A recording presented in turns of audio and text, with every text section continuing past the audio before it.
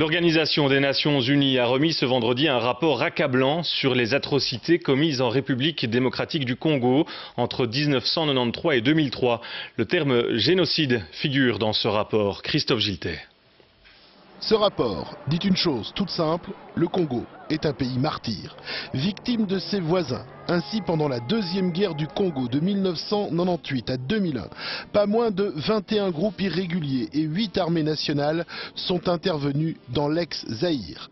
Parmi les pays épinglés par l'ONU, le Rwanda, l'Ouganda, le Burundi, l'Angola, le Tchad et le Zimbabwe, tous accusés à des degrés divers d'avoir commis des exactions et des crimes de guerre. Quant au Rwanda, il est carrément soupçonné de génocide.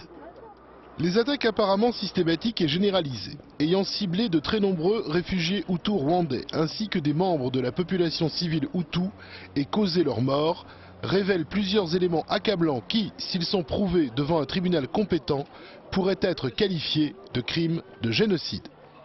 Le Rwanda a rejeté catégoriquement ce rapport de l'ONU, accusé de valider la thèse de ce qu'on a appelé le double génocide, c'est-à-dire un génocide commis par les Tutsis sur les Hutus pour venger celui perpétré par les Hutus sur les Tutsis. Kigali évoque les conditions de la guerre et le fait que de nombreux génocidaires étaient mêlés aux réfugiés dans l'est du Congo. Fin août, quand des informations avaient déjà filtré, le Rwanda avait laissé entendre qu'en cas d'accusation de génocide, il pourrait rompre toute collaboration avec l'ONU. Quant à la République démocratique du Congo, selon son ambassadeur à l'ONU, elle se dit consternée et réclame justice pour les victimes congolaises.